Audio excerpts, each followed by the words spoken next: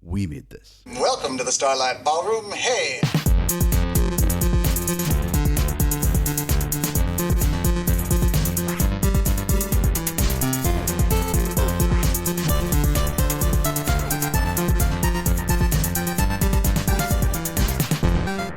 Hello, everyone, and welcome to Shipwrecked and Comatose, the Red Dwarf podcast here on the We Made This podcast network. My name is Kurt, and I am your lead host for this episode. And as always, joining me is my co-host, Mr. Mark Adams. Mark, how's it going, mate? Hello, I'm all right. I'm enjoying Series 7 so far, and this one is considered a classic, so I'm looking forward to having a chat about it. Good. Well, joining us for the second week in a row is Carl Bryan. Carl. Poke me a flipper there, Kurt. Fantastic. Well, if you haven't worked out by now, we are going to be talking about Stoke Me A Clipper. Is it regarded as one of the best episodes of the show? Do you think? I think so. Mark, is that have we seen it in polls and stuff like that? No, I think it's a favourite in as much as it's just so batshit. I don't know. It's a favourite of mine. Okay. Anyway. Let's talk about it then. Let's just go dive straight in. You know, we had a bit of fluff last week, so let's just dive into this episode.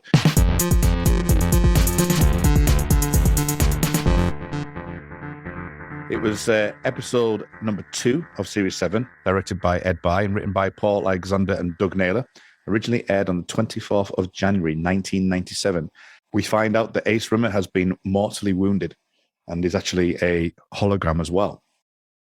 And he comes over to the universe that our Red Dwarfers are all in. So, a return to Ace Rimmer.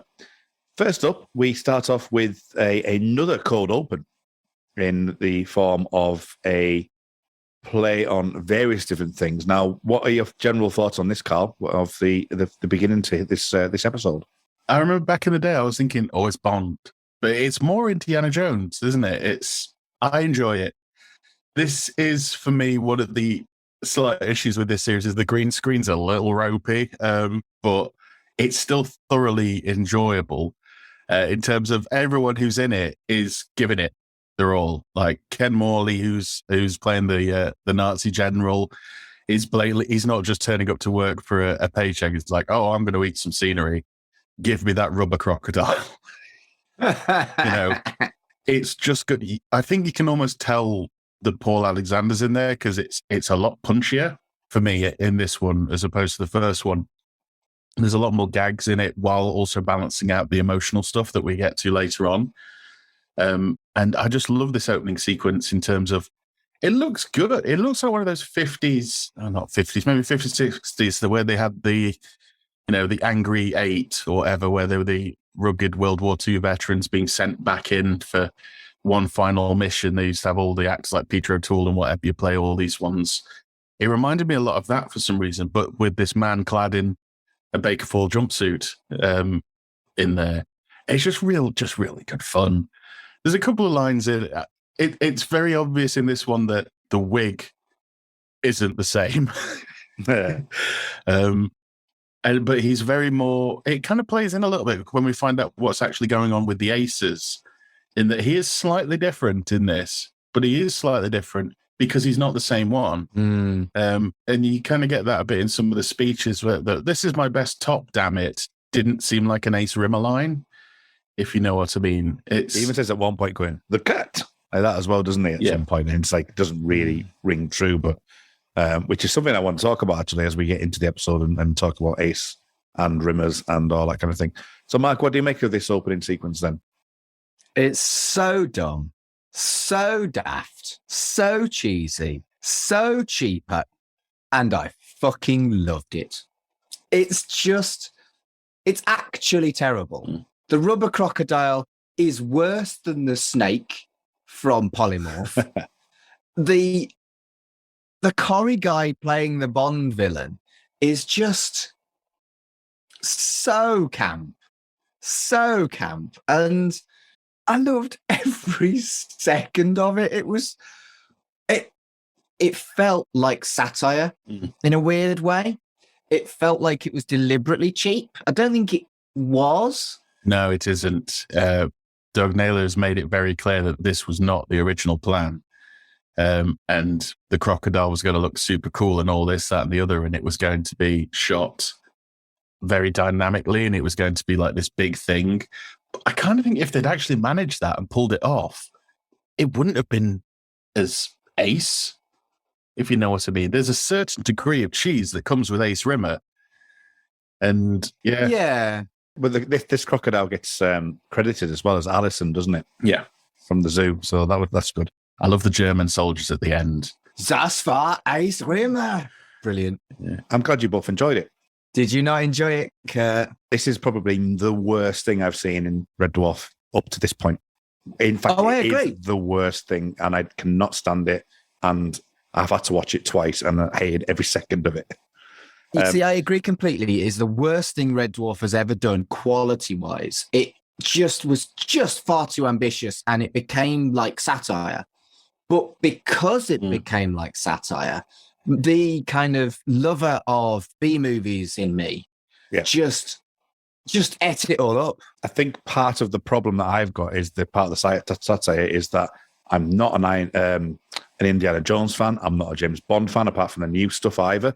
So the things it's satirizing is stuff I don't like in the first place. For that reason, I don't like Indiana Jones. It's too cheesy. Don't like James Bond. Too cheesy. Don't like the Chekhov's gun stuff in James Bond. Don't like that kind of thing. So the fact that they actually do that in this episode, it's like, I was say something like, I expect you to die. I'm like, oh, God. And I just can't get my head around it. It's just not me whatsoever. So, yeah, this is the first real bad bit of criticism that I've got. I mean, I get it. I understand it. And I understand why people love it so much. And don't get me wrong. It's not, this is not me like sort of dissing on Red Dwarf. I'm not doing that whatsoever. Otherwise, I wouldn't be on a Red Dwarf podcast. But this is for me, as I say, potentially, this is definitely in the top half of least favourite moments in Red Dwarf's history. And yeah, I don't find it good. It's a weird one because about like a decade later, you'd have Doctor Who doing the things where they release like a 5-minute short between series. Like they did that a lot for a few series, and this They were would called almost TARDISodes, weren't they? TARDISodes, and they did like the short with Paul McGann to bring him back and tie that all together.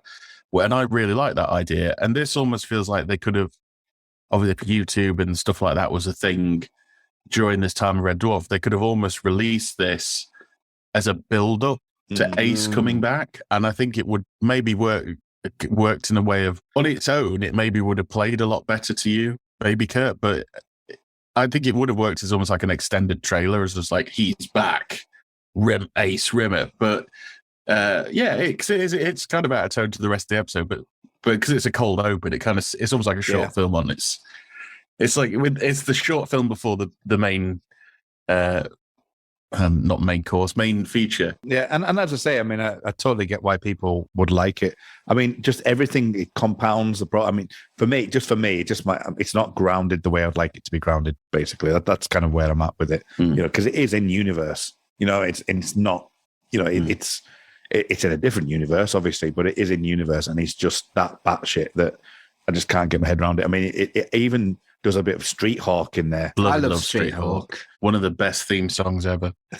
I mean, if we're suggesting that it's what its sources are, you could even go as far as Star Wars saying that all the baddies miss and the goodie is the only one who's any good with a gun. Yeah. Well, he shoots a chain off from between a woman's breasts. He does. Yeah, Princess Bonjella. How did Bonjella not stand up for that? They was like, hang on a minute. But I suppose, no, the people I can't imagine Doug Naylor going, the people at Bonjella are big Red Dwarf fans. I think the closest thing I got to a laugh was when he said, time for explanations later, and maybe some sex. That's about the only thing. And it's basically, that's Sean Connery, isn't it? Kind of like illusion. But that's about the only thing. And again, I think it is biased on me not liking the source it's ripping off in the first place. I think the Indiana Jones stuff and things like that I really struggle with. And then obviously the alligator, see you later alligator and stuff like that, which is interesting. And it would have been interesting to see it actually done in a way straighter, because that doesn't feel like it should be. As much as like I'm saying I don't like it, it doesn't feel like it would work straight either. It in theory should work better this way. wasn't the initial idea he was going to be fighting simulants on a spaceship, and then it got changed to Nazis on an aeroplane? And there was like, all of a sudden, that's because this was part of the big fallout with the model team, was we want an alligator. And they were like, oh, okay. And they just had to find one. And when they got there, Doug Naylor was like, well, that's crap. Where's the good one? It was like, that's your alligator. And then they said, oh, it's got to have lips. And they're like, alligators don't have lips. Well, this one needs to have lips. You know, I can see why this was a slightly troubled series production wise, but it doesn't work, and that's why it's great. The alligator's wretched. It doesn't work, but it works because it doesn't work kind of way. In terms of quotable dwarf as well, there'll be time for explanations later and hopefully some sex. Would be quotable dwarf if it wouldn't land me in a hell of a lot I of wouldn't trouble. try that. And Bongella's called Beryl Bongella. Good. You get the feeling it's just one step off, like whatever kingdom she runs, being like, you know, the Tartar kingdom or something like that, the Cold Sore Peninsula. It's Anyway, yes. So that was one I was really looking forward to talking about, because it was a struggle to actually even watch it. And I'm like, I looked at like who was hosting, and I saw it was me, and I was like, oh, okay. All right, okay. I've got to write notes and stuff. I was just going to say, don't like it. Move on. But anyway, let's jump into the next part of the episode. So we've got Lister. Lister, this is an interesting conversation that he has, because he talks about the fact that a man's got urges, a man's got desires. He can only take so many cold showers, etc., etc. So he's going into the AR machine to get some, you know, as a man's prerogative. And he goes into this medieval world.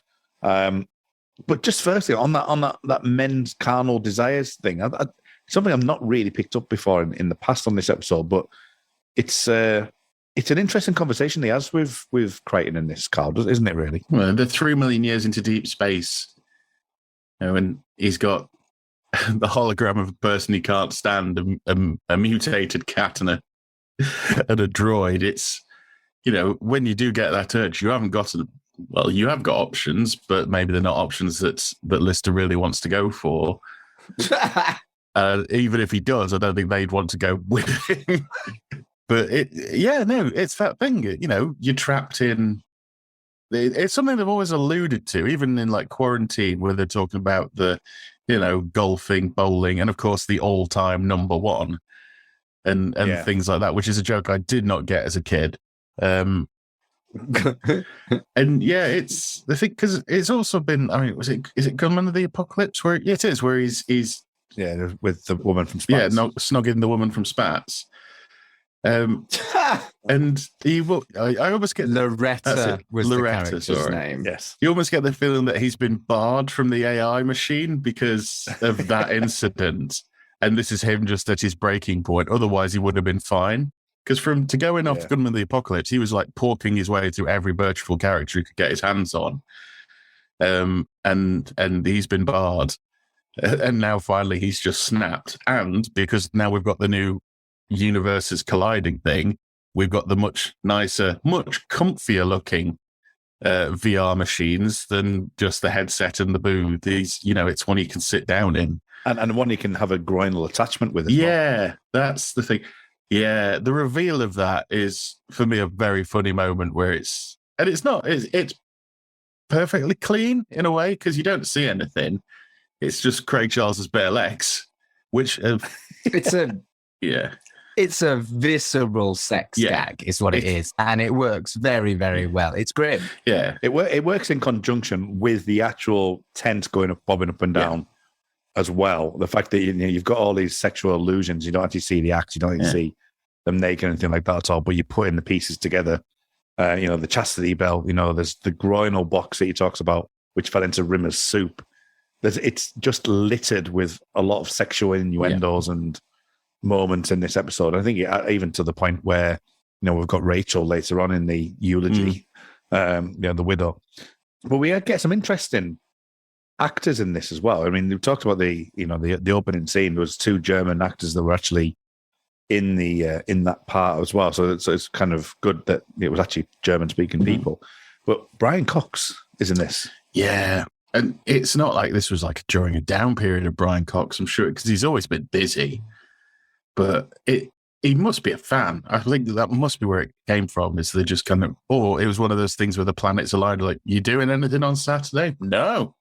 And sort of they get him down for, it's same as like Richard Dreyfuss will appear in stuff like Piranha 3D, do a line from Jaws, and it paid for his kitchen. It's, there's all that kind of thing. And maybe that was it for Brian Cox, but I think he is a fan of the show. He's that's how they got him. But he was brilliant. Oh yeah, like absolutely brilliant. Lister of Smeg. Yeah. It's just brilliant. It's one of them like you're only gonna have about 10 to a dozen lines, and he nails all of them from the actual stage as well, because obviously where it was filmed. I think the day he was there, it was actually really badly raining. They couldn't do much. So actually, a lot of the scenes later on are actually done separately. And then you've got Doug Naylor's sons in the audience as well, in the cast, which I thought was good. Anyway, it makes good use, the AR, actually, going back to the AR stuff, it makes good use of the cheats.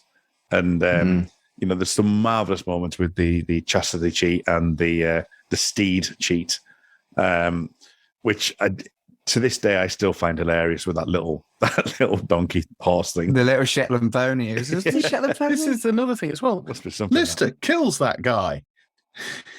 He chops his head off. Yeah. You probably killed a guy in Call of Duty yesterday, or whatever games you play. It's a video game. True. It just watching it today is like, oh yeah, but it's a game, but you never really think of it out and out. Just going, I'm going to chop this guy's head off so I can get some. We really needed to get some, didn't we? I mean, without sounding too laddie about it, Sarah Alexander is a incredibly beautiful woman. Yeah. Is she? Yeah, cool. She is. Yep, she is. Yeah, she really is. Very funny woman as well. If you've ever seen Smack the Pony, she's like the fourth pony. So you use the Python term. She's the fourth one. And she's really, really good. And Greenway as well. Yeah, she. It was really strange that I watched this last week, and I was like, what else was Sarah Alexander in? I was like, coupling. And I came off, again, similar to what happened in Norfolk. I came off the channel and went on because I was on UK Gold to find Red Dwarf. I'd flicked over, and Coupling, the first episode was on. So I've ended up watching like sort of the first 6 to 8 episodes of Coupling. Good show. Underrated show. Yeah. Never watched it. Yeah, it's really good. And obviously with Sarah Alexander being in it as well, it's yes, really good. The cheats thing, it's so very, very 90s. I remember vividly owning the SNES and other people owning a Mega Drive at this point. And there was things like... Up, down, left, right. Yeah, I'll never forget up C, down C, left C, right C. And you got extra blood in Mortal Kombat, for example. And I can still do, without fail, you can fight the same character. You can have Ryu versus Ryu. On Street Fighter 2, I can do it as like muscle memory. I can still do it now. And so it was just so time accurate as well when they were doing this. I thought two things. One, even though I can't remember ever using it myself, I know the Konami code, because everybody knows the Konami code who's played a game. But the other thing was the fact he's saying it out loud just reminded me of spell casting. C-H-A. Just, and I love, again, I've spoken in the last episode, as some of Crichton in this series doesn't sit well with me, but I loved how he is in this one, where he's just so embarrassed to be there. Yeah, he's so ashamed. He's so ashamed. And the fact that Lister's making him stand guard outside the tent. He doesn't necessarily need to be there. But he's just there. Oh, it's great, isn't it? I mean, also the thing with, as I say, with him looking ashamed, and you've got the cheats and the thing, and then the power goes down. But just before that, he says, "Any got any whipped cream?" So he's really going for it. Is our Lister like? Have you ever used whipped cream in the bedroom? Do not do it. Okay. You'd remember. It is not a good look. Would you like to explain why, or shall I spare Leave it to my everybody? imagination, Mark. Yeah. It is not good. That squirty cream, no. No, no, no. Bloody squirty cream. But only Brian Cox could sell the line whipped cream as well as he does. There's a craft that is dimension jumping, which leads to a conversation. Was the last time someone did that? It was Ace Rimmer and et cetera, et cetera, et cetera. And I think the ship has got charisma and all that kind of things. What I particularly loved about these minutes is the way that Rimmer reacts to it. Is like sort of he's straight on the defensive, but just like sort of him banging his head on the table when it becomes it is Ace Rimmer. What I really found fascinating, and as I say, as much as I don't like the beginning part, I actually loved everything up to this point. Beyond that, is just the extra work that's been put in with like the group. You know, I was saying about the group, like sort of really attacking Lister last week. That they all surrounded Rimmer to say, you need to go and see him. The peer pressure was there to like say, go and see him. So I thought that was really fascinating for the show to do that. I mean, what did you make to that, Mark? Because this episode is all about Rimmer accepting his fate, but it's the way the team around him at this point is written that does feel like it's like, you know, I know you don't like him, but you know, he really wants to look after you. He wants to see, he wants to like sort of, you know, he has a bond with you. And I just like that element of this part of the episode. Yeah, I think Rimmer's banging his head on the console thing was a very, very funny moment. I laughed out loud at that. And I think his consistent hatred and jealousy of Ace Rimmer is always funny. But I do kind of feel like after season 6, episode 6, our Rimmer's kind of proved that he's AC more than the impression is given in this episode as a whole. It would be less funny if he was more capable, but it does feel like it's a step back with no real explanation after he was so brave at the end of Out of Time. Yeah. For me, because that's like you say, the build up to it. I always like the fact the way Rimmer says morning when they walks in. It's almost like Rimmer's actually quite at peace. Like, this happens all the time. Morning, you know, that kind of thing. Yeah. And Ace is his trigger. You know, it's like that ex-girlfriend or that ex-boyfriend. Like, I'm totally over them, and then they come back into your life. It's like, oh, you know, it ruins everything you built up. For Rimmer, it's Ace. You know, he could build himself up. He could do this, that, and the other. And then no matter how, especially for the sort of neurotic sort of level that Ace is, that Rimmer is, sorry, he could get to whatever level he wants. As soon as he sees Ace, he feels it's not enough. Mm-hmm. And that will cause him to regress. You know what I mean? And the group sort of pushing him towards Ace, to me, reminded me a lot of trying to get two friends who've fallen out to get back together, or two brothers who've fallen out to talk to each other. Where everyone else, like, look, we know this is, you know, just go talk to each other, because they all kind of know it'll be fine if you actually get to clear the air. But Rimmer's just being incredibly stubborn. And it's closed off, isn't it? It's stubborn, closed off, and doesn't want to. He doesn't want to open up in that perspective, because he knows, as I say, Mark, that he knows he's capable now. But the fact that, you know, it is that trigger of, you know, it's a good analogy that an ex-girlfriend or boyfriend or whatever, or someone coming into your life that you just shut down, and it's you know, it's just you just automatically shut your body down and don't really want to deal with it. And I do find it fascinating that it's the people coming back. It's like the old friend coming back, and the Rimmer's got a real kind of a reflection of himself. It's like he perceives Ace Rimmer as being the better person of himself, but doesn't want to admit that. So it is like kind of a therapeutic thing that he needs that counselling to be able to actually get to the point to understand that. And this what episode does quite a bit. Yeah, it reminds me of, to reference another show from around the time, Due South. So you've got this Mountie who's like just dead straight down the line, almost like superhuman sort of Dudley Do-Right kind of thing. And then the episode where his ex-girlfriend turns up and he he wrestles with it, but eventually he attempts to throw it all away for this one who he knows is going to drag him down the path. And it's that thing, I think, with Rimmer and Ace, in that Rimmer could do everything, but as soon as he sees Ace, it's all over. There's some good jokes as well. The only Bond I would like to see is a tube of super glue and a rabbit hamster. So there's good jokes there. But he is mortally wounded from the beginning, as we saw.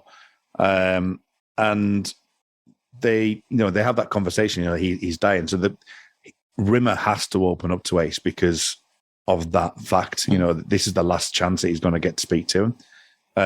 And I just like that as the swan song for Chris Barry at this point, that we are taking that viewpoint of becoming the person he could be, and actually he facilitates. I mean, Mark, you mentioned that at the end of Series 6, he does that.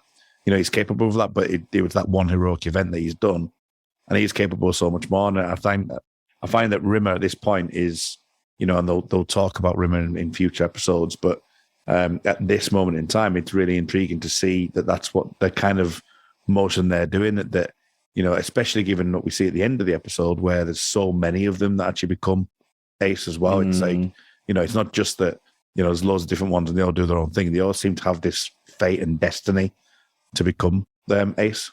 Yeah, I think it's the whole episode is actually a really good kind of observation or commentary on someone's confidence. And how your friends and inspirations can change your confidence to the point where you can achieve things that you've always wanted to do but never thought you could. And it's really quite lovely in a lot of ways that it's done so subtly but so well.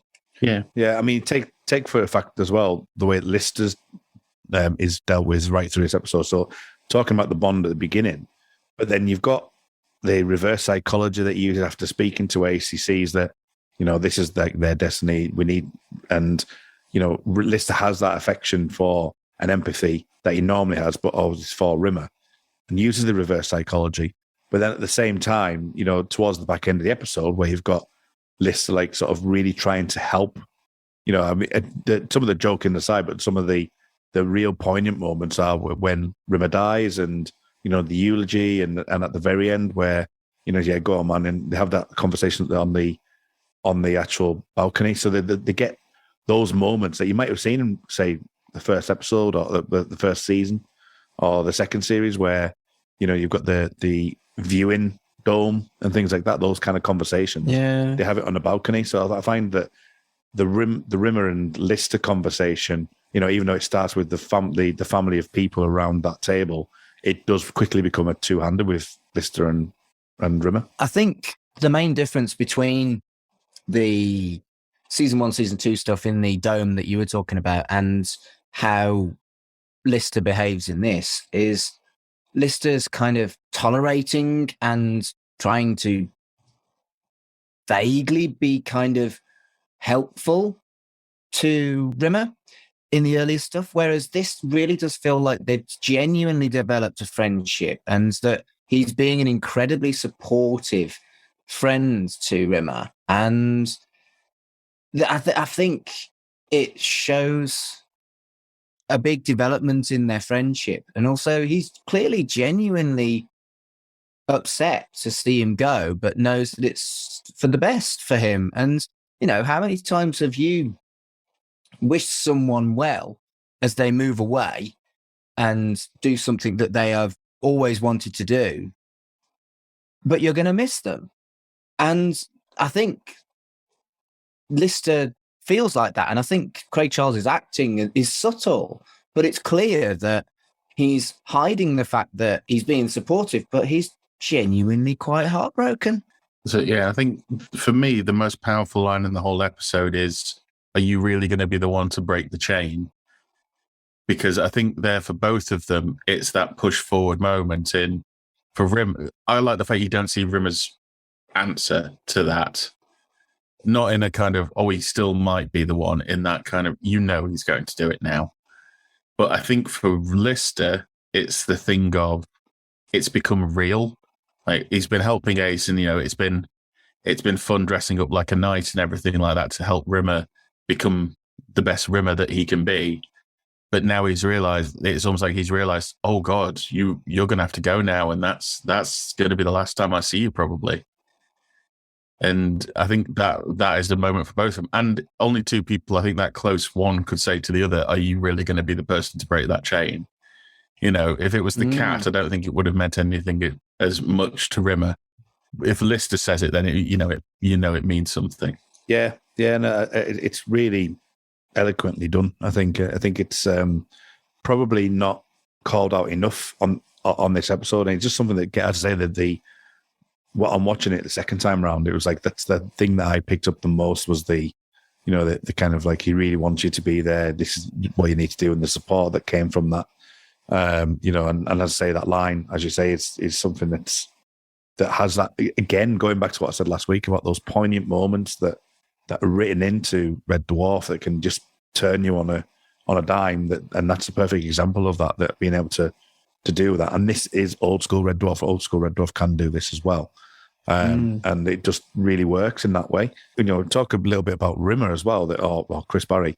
Chris Barry has a lot to do in this episode. He's got to become a new Rimmer who isn't quite a Rimmer. He's got to become a Rimmer, an Ace Rimmer who is a hologram, who's not quite the original Ace Rimmer. He's also got to play Ace Rimmer as Rimmer. He's just got so many sort of nuances to actually portray. And he does them all expertly. I think all the acting that he does, where some of the vocal changes that he goes from sort of really high pitched to low, and and he's just trying to figure out stuff. I think is wonderful the way that it's been designed. There are bits in this where you will believe Chris Barry can't do the voice when he's being Rimmer pretending to be Ace. You would, because it's a bit like when they say it's really hard to play the guitar badly if you know how to play the guitar. I can imagine if you know how to do that voice, it's really hard to botch it and do it badly. Which, I mean, obviously he's had a lot of, over the years, doing voiceover stuff with Spit and Image and things like that. So that must have helped him kind of handle it all. But yeah, he's playing multiple layers of different people. Yeah. He's a Russian doll. Yeah, and there's physical stuff, like when he tries to put the glasses on, he puts them slightly wrong, and and the manifestations that he's trying to use and actually make fumbling it and things. His shoulders are up. I've noticed as well when he's he's like this. He's uncomfortable in the suit right to the end, like when he's sitting in the ship, and he just looks like he shouldn't be in that ship, even though someone who's the exact same build as him was in it half an hour ago and looked smooth as anything. He looks like he should never have sat in that ship at the end, because he's all bunched up and the wig's kind of rocked up at the back. And it's fascinating it to play.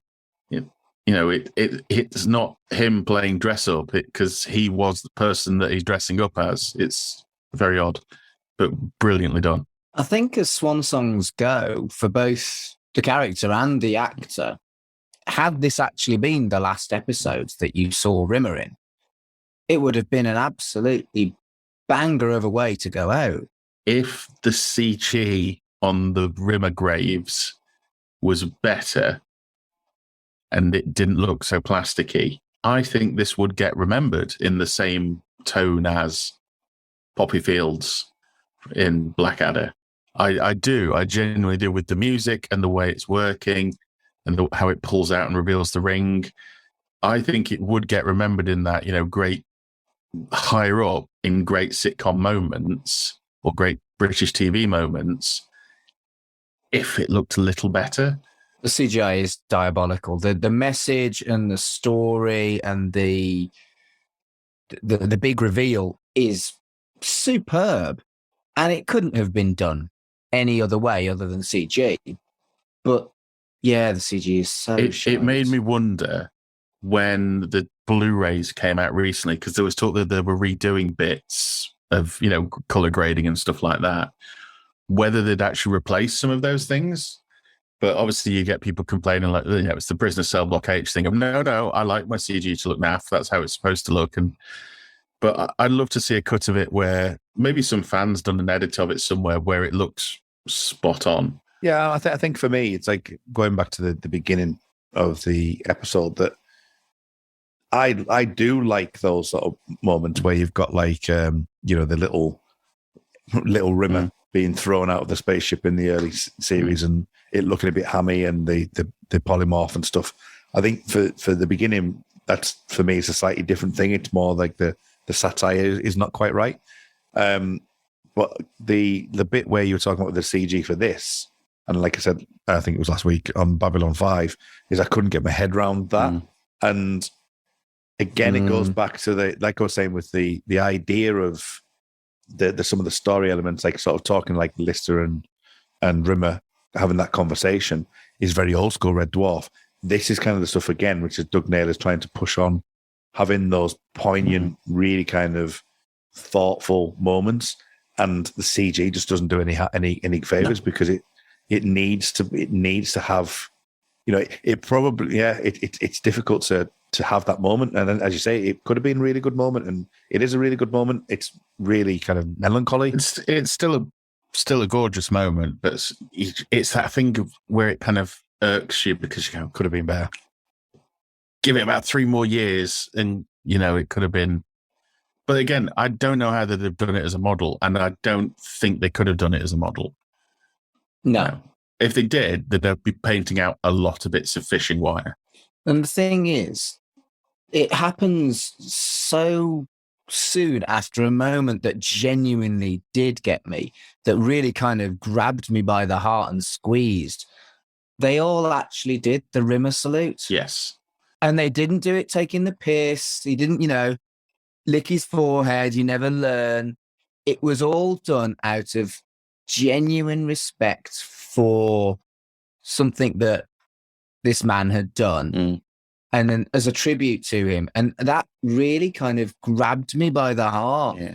And had the CGI Rimmer's Saturn's Ring thing been even passable, those 2 moments in quick succession would have been just an absolute kind of heart-wrenching moment. Yeah. Yeah, isn't it as well? Because obviously it's a Saturn-looking planet. Isn't Rimmer originally from? Because he's from Io. Isn't that one of Saturn's moons, or is it one of Jupiter's moons? It's one of Jupiter's moons, Io. Okay. I thought if it was one of Saturn's moons, that was just a nice little touch. But yeah, I mean, he's also made an officer as well. So yeah, which is all he's ever wanted. Yeah. So yeah, there's so much in that moment that works just so well. What I think doesn't work quite as well, but would be great, this episode for me is a bit up and down, but is the training montage, the kind of like the Jedi, still talking about Star Wars before, but the kind of the training stuff on the magic carpet. I mean, you could have got rid of the magic carpet. Yeah. It is one of the only moments that really lets this bit down, is the magic carpet. Although Chris Barry's facial expressions when he's trying to visualize the cougar is nostrils on full. Yeah, if this is my last one, we're going for a full Blair nostril. I didn't mind this at all. I liked the scene, and I liked that they used that they'd established that they'd got a AR machine in the new version of Starbug with the Vista of Smeg thing. I kind of liked it. It was very kind of Star Trek having a chat on the holodeck kind of vibes. I think it could have. I just didn't like the green screen, and because Ace has been action. Ace has never been. He's playing Yoda, basically. Yeah, he's never been Yoda, but again, this isn't the same Ace. But it felt a bit out of character for Ace to be like, feel the wind through your hair and all this kind of stuff, because that didn't feel like him at all to me. He's more to me, I always found him more as a very kind of like Rugger and we're going, not not a dickhead bloke, but he's a bloke. He's a man's man. And in that kind of, and he wouldn't be there sort of spouting pseudo psychological stuff, if you know what I mean. And it felt out of character. But then again, like we say, it's not the same Ace. So all Aces are different. This could be the Ace from Demons and Angels. Can you imagine that? Can you imagine it? I had the same kind of feelings with the training montage. It felt like that between that and then the AR machine coming out of it, it felt very kind of Empire Strikes Back to me. With Luke, it did feel a bit Star Wars-y. It felt like it's going to be the training montage, and it has to fight an adversary. I wasn't that fond of the fight scene, if I'm being honest with you, either. But it served a purpose, and I can see why they wrote that in. I did feel there's a bit of wasted time. I don't know if you enjoyed that element. I know that the AR was obviously brought in, and he's looking for Lister as Smeg as kind of a way to like sort of throw the audience off. But I just didn't feel it kind of worked. I did like the fight scene. It does come out of nowhere a bit, because it's never really explained how the knight gets out of the AR. I remember watching it at the time and not thinking, oh, this is going to be Lister. I was actually quite surprised. I thought it was going to be Rimmer was going to do something genuinely heroic. And then when Lister whips up the thing and reveals it's him, I was like, oh, and I liked that.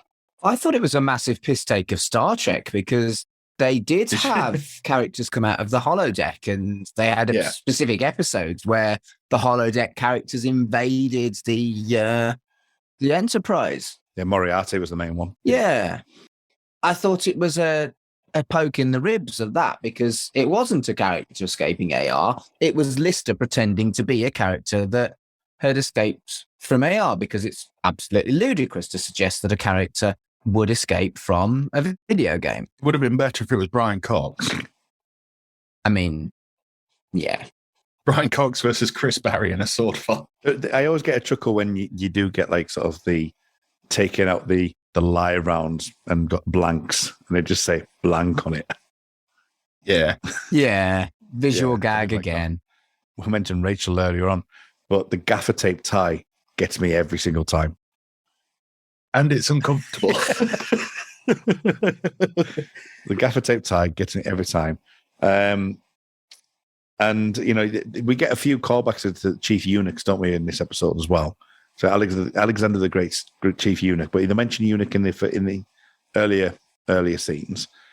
Even the cat, even at this point in time, says a few things, doesn't he, during the eulogy, which was great. Yeah, it's actually remarkably lovely. I love, and I don't know if you two notice this, the look the cat gives Rachel. Yes, like she's genuinely his mourning widow. Yeah. Yes, I agree. But I almost got this hint of that it was that thing of single now. Sort of he's going to try and pick her up afterwards. Brilliant. Again, going back to some of the things that Chris Barry does, when he tries to does the buy iron balls. Yeah, it's stuff like that, which it's just playing up to that kind of yin yang of trying to be several different people at once, which I think is great. And when Crichton asks him for a spare suit because the ship's run out of baker foil. I don't know why that was kind of a thing. It's like, why would you get annoyed about that? It's quite helpful if you got one. Also, it does say that Ace's suit's made out of baker foil. Brilliant. Brilliant. I don't think I've got anything else. I mean, going, we didn't mention this. We mentioned it last week as well about the music. So all the score as well is really good in this episode as well. The Ace Rimmer theme is the second best piece of music in Red Dwarf history, as well as of the Red Dwarf I've seen. It is the second most memorable track to do do do do do do do do do do. Fucking gunman, obviously, but yeah, it is so good that it could have been on. I think it's Arnold Rimmer might be. Nah, that's number 3. It's so, I vary on that from different days as to how I feel about that song. but the music in this is so good that it would have fitted perfectly well in an Indiana Jones film. They could have had a Indiana Jones clone, and you would have noticed that the music was good in it. And yeah, that's 2 absolute smashes of the music in as many episodes. Yeah. I always thought that the Rimmer theme was a bit of a play off of the original theme song. Because you could almost play the original theme song into the Ace Rimmer theme. Because it's got that da-da-da-da. It's a bit like the original theme song with a bit sped up and a bit higher. Double timed, isn't it? Yeah. But it works. It works really well. Absolutely. Yeah. I mean, the thing we've sort of kind of gone over, because we kind of skipped straight to the end almost on this one, because it's such a powerful bit, is the actual scene where Ace dies. Yeah, I did have that. I was about to go back to that, actually. Yeah. It's very serious. It's the fact he does the smoke me a kipper, I'll be back for, and then dies. And it's a very Blake 7 sort of special effect when he dies of the invert. Now, it's interesting that you said that, because that's the one note in my notes that I haven't actually got out, that it absolutely reminded me of the regeneration of William Hartnell to Patrick Troughton. Uncanny. Right. The only difference really was that it was in colour. But even though it does go mostly white, doesn't it? Yes. But if you've got the opportunity to watch that regeneration, you'll see just how similar it is. Yeah. And then you've also got the light be like shining out its green light as well. Yeah. Like sort of, which adds kind of like that regeneration kind of idea as well. Yeah. I think also, I kind of started to allude to it, but we jumped around a little bit, but it's the way Chris Barry acts, says, no, it's not you, it's me. Yeah. And then it's Lister who has to bring him round. So, he's in shock. And Kat's like kind of like sort of Kat and Crichton are like kind of coming at it from a Red Dwarf's perspective. But Lister's quick to like jump on that and just go, Rimmer's died kind of thing. And I thought that was really touching. Yeah. It's the look on Chris Barry's face as well, where he goes, hasn't he, Ace? And you just see him. He's not taking it in, but he kind of was like, well, yeah. But it's the push. Lister pushes him, that final bit he needs. Or it's the start of Lister pushing him for that final bit he needs. Ace's ship's a model. It is a model, yes. Yeah. So it must be one of the only model shots that made it in. Yeah, and it does benefit from it. Yeah. It's a great looking ship. It's different from the previous one, isn't it? It's got more of a it's got like an extra dome kind of thing on it. Yeah, it would have been got nice. Like Formula One's halo. The Formula One cars have now got the halo on it. It's kind of like that. If it would have been nice, because in the previous time we meet Ace, his computer's like, "Don't go, Ace. I love you." If ever there was a time for a Hattie Hayridge voice cameo, that would have been it. Just have Hattie as the voice of Ace's computer. Yeah, that would have been nice, actually. Just any Hattie ever would be nice. I want Hattie. Or Norman Lovett as Ace. Don't go, Ace. I love you. I mean, that final thing, talking about like sort of, the because it is kind of like a replay of the driving seat thing, but the fact that he gets fired and he has to roll in front of all the crew. Oh, I just thought I'd say one more thing, and kind of goes along with the crew. Yeah, cheers, Davy boy. Yeah, good luck, man. Which is just a lovely little touch, because it like leaves, you've got the poignant moment, but he actually leaves you on a little bit of a a wry smile. I think it's one final insult for cowardly Rimmer, who is trying, because it is still our Rimmer. It is still the man who doesn't do so well very often, but the fact that he gets up, does it again, says that he's trying, and whilst it's a final humiliation, it's also kind of a comment on his determination as well. Yeah, definitely. So the question is, how many dimensions do you think Rimmer gets through before he gets killed? He could Jar Jar Binks it. He could like massively Jar Jar Binks it and like look his way through like 10 or 12. Yeah. Fucking Jar Jar Binks. It's, I mean, in the list of spin-offs, there could be the Nova 5, which essentially would be the Golden Girls and Crichton in space. And then you could have Rimmer. It's when we've been doing the Smagazine episodes, there's been the odd Ace Rimmer strip in there where he meets different Rimmers. Yeah, it would. That would be a good spin-off in itself as well, just the adventures of Ace. And because when he comes back in 8, it's not that Rimmer. I think Doug Naylor was like, oh no, it's that Rimmer. It's like, well, yeah, but it's that Rimmer from a previous timeline or earlier in a timeline.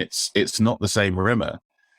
So technically, it is the last time we see quote unquote our Rimmer, because when he comes back, it's a different one. Yeah, well, is it?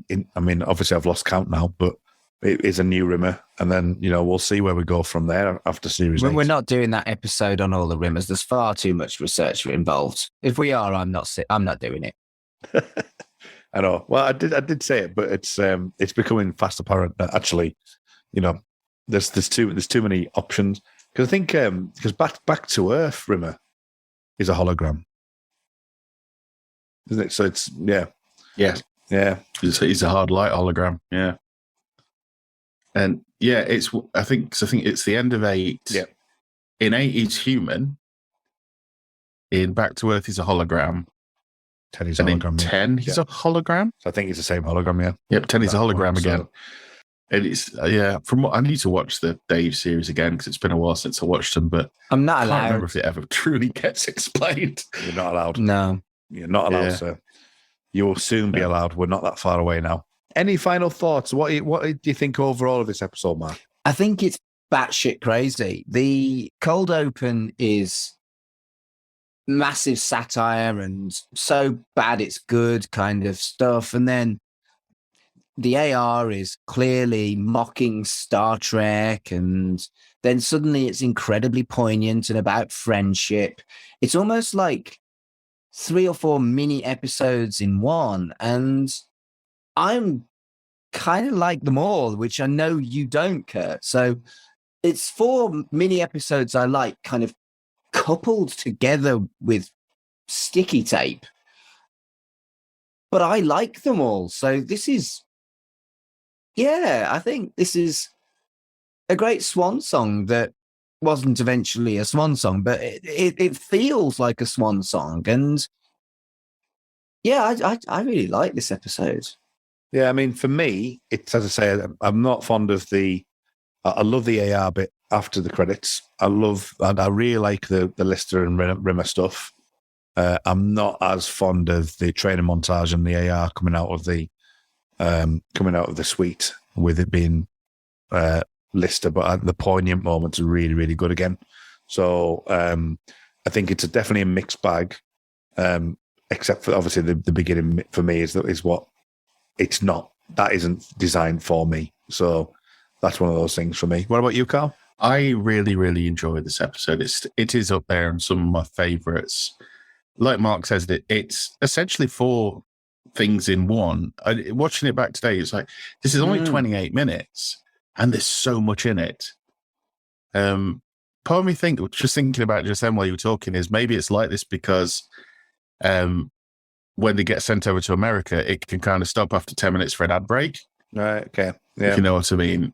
That might be part of it, but it just works. And the fact it runs the gamut of, you've got the silly stuff at the beginning with Lister trying to get his end away in medieval times, to Ace turning up, to if there's a weak, it's a good episode. If there's a weak quarter of it, it's the training montage. But the rest of it holds that up to keep it to such a high standard. And yeah, it's as far as farewells could go to Chris Barry as we thought it was at the time. I don't think it could have gone better. Do you think the to kind of give you a bit of a dichotomy that the Lister getting his end away is designed so that you see that swing. You know, it's the swing from Lister being a blokey bloke to like being the one with empathy for Rimmer. He do, yeah, because when they say that, and so thinking about it, he does run the gamut of what he is. Even the most sort of compassionate friends, you know, understanding and empathic and all that kind of thing, still needs to have sex once in a while. You know what's? Yeah, it's they've still got your desires. So yeah, no, I agree, and I think it balances out in a way that gives Lister something to do at the very beginning, because if you went straight into the ace is dying, we need a new ace, and Rimmer's going to be that new ace, I think it would be a bit of a shock to go straight into for the viewer. But because you've got Lister, shagging away with whipped cream, it kind of eases you in a bit and then kind of sets it up for them. Because it feels, talking about it now, we're almost making it sound like it's like a good third of the episode. It's not. It's only about, 3-4 minutes at the beginning? Mm. But it's enough to kind of ease people in before they drop in some of the heavier, it's not like super heavy, but some of the heavier stuff with Ace dying and we need a new Ace, and this is leading up to Rimmer. Also, it could give a bit of the thing to the viewers of, oh, is this not Rimmer's last one because we're in medieval England, ripping off chastity belts. Fantastic.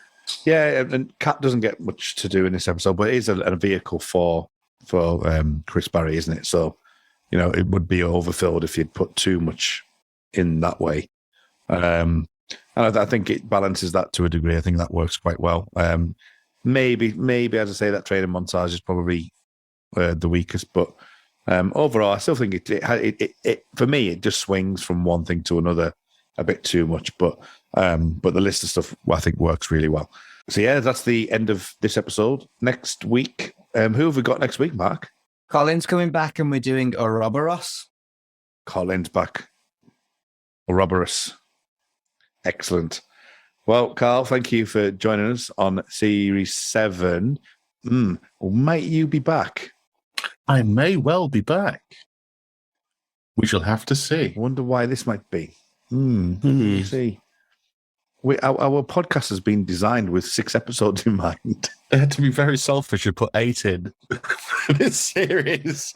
So where can people find you, Carl, online? Well, people can find me on all my links at allmylinks.com/Mr. Carl. I'll be also launching my YouTube channel soon, where I react to Mark's previous podcasts and also moments in his wrestling career. There's been a very good one recently.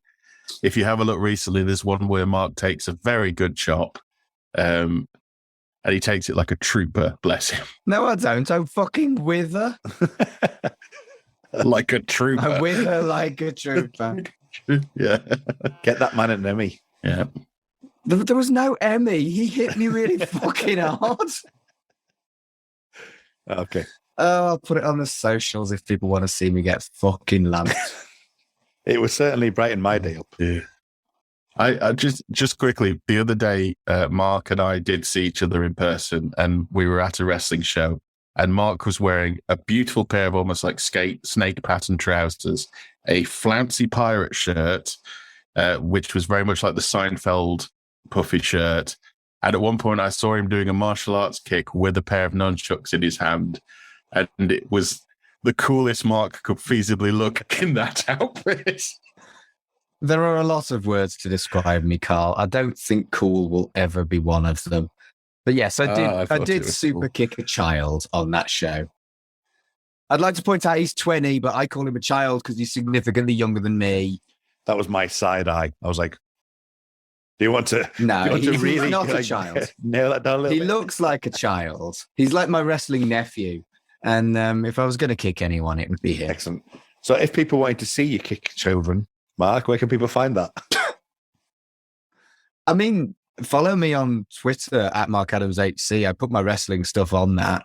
If you fancy coming to see me I mean, I'm not likely to kick a child on a show, I'll be honest. I'm more likely to ring announce a show for you. But, if, you know. Bring your kids to a show. Let Mark kick your No! Shit, this has escalated far too quickly. No, if you are genuinely interested in seeing me do wrestling stuff, I put which shows I'm on my Twitter, and it's I've got gigs in Manchester, Liverpool, Stoke-on-Trent, and Derby. Yeah, keep your eye on that. I've got podcasts as well, but fuck it. Yeah, we can find me on Twitter at rmuldrake. It's RMULDRAKE. All the stuff that I do is also on there. So finally, without further ado, this has been this week's episode, Stoke Me A Clipper. But until next time, remember... Do you want to take this, Carl, or shall I quickly come up with something? That was just me coughing. That wasn't me doing it. For the entire course of the podcast, no one's realised we've just had COVID the entire time. Do you know your Daleks from your Drashings? Or your Zygons from your Zagreus? Do you know what the TARDIS stands for? And do you know which Doctor Who stories featured Kevin Grimlock, the cyborg T-Rex that became the Doctor's companion? Then this is a Doctor Who podcast for you. I'm Baz Green, and in each fortnight I chat to my son Ben. Hello. And the occasional guest as we cover 60 years of Doctor Who on TV, Big Finish, and more. And I did really enjoy that one. Except that wasn't really actual pirates, it was Badger pirates in space, but it was still piratey. Badger Pirates in Space? Yes. But I am willing to make an exception for pirates this episode. Donald Sumpter is amazing. He's good. I love the fact that he just pops up. He just pops up. Probably Rassilon. Probably. Well, they do confirm later on he is. I think they do. Yeah, don't he they? says I'm Rassilon the Redeemer. Of course he does. Bloody hell! And he I has watched it. he has the gauntlet as well, which gives the hint at that. Yeah. I'm nodding profusely. Yeah. Very proper classic Doctor Who as well, a lot of it as well. Yes.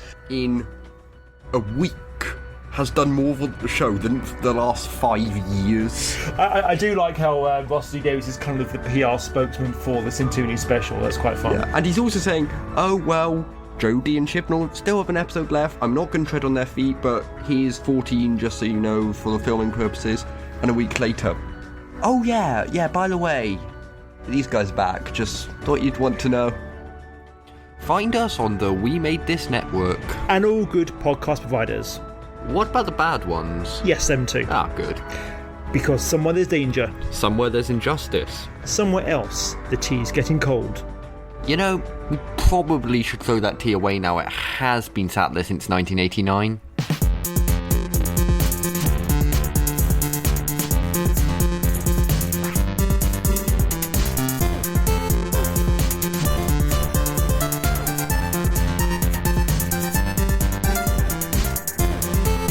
Shipwrecked and Comatose, a Red Dwarf podcast, was created and produced by Mark Adams and Kurt North. You can find us on Twitter at Red Dwarf Pod, and we are part of the We Made This Podcast network, which can be found online at wemadethispod.com or on Twitter at We Made This Pod.